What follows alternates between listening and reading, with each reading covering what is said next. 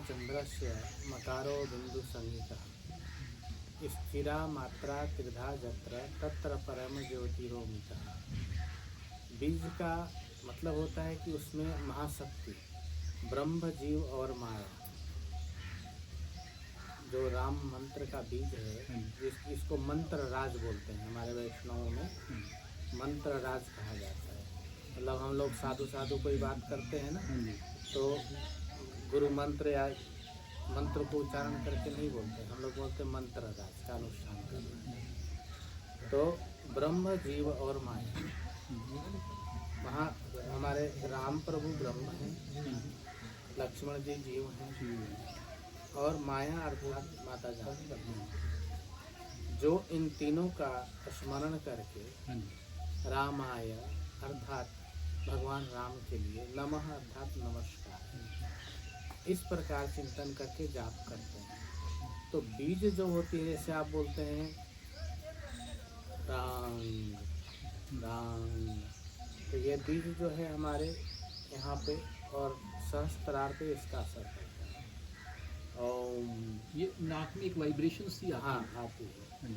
तो ये वाइब्रेशन मतलब आपका ब्रह्मरंध्र से उसका संबंध बनता है और ब्रह्मरंध्र में ही आपका सारा आकाश मंडल है। समझ रहे हैं ना, अंतरिक्ष हमारे जो शरीर का है वो ब्रह्मरंध्र में ही है। तो वहाँ पे इसका प्रभाव पड़ता है और आकाश तत्व से मन, बुद्धि, चित्त, अहंकार का शोधन है। इस प्रकार ये मंत्र हमारे ऊपर प्रभाव डालता है और यही मंत्र प्रकाश तत्व में जब जाता है तो आत्मा का मार्जन करके आत्मा भी प्रकाशित होने लगता है, अर्थात अनुभव में आने लगता है। इसीलिए बीज मंत्र ही मुख्य रूप से है। परंतु रामाय नमः, भगवान राम को मैं प्रणाम करता हूँ। समझ रहे हैं ना?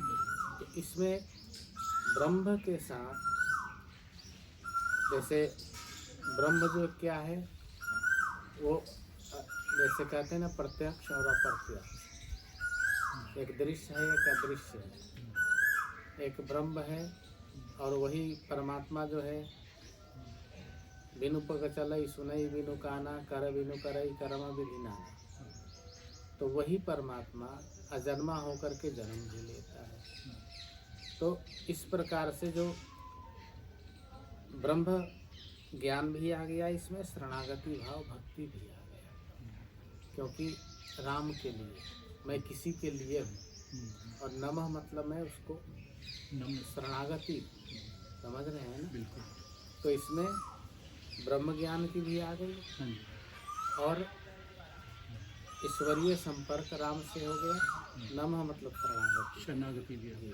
तो भक्ति, ज्ञान और वैराग्य, तीनों का समावेश हो जाता है। इस प्रकार से मंत्र जो है, हमें मंत्र का अनुमान लग जाए कि ये चीज़ें हैं इसमें, तो वो चीज़ें अपने आप प्रोपोसिट मतलब ऊर्जान्वित होने लगती है। मतलब कहते हैं ना, स्फूर्ति में आ जाती है ऊर्जा, तो सोई हुई है।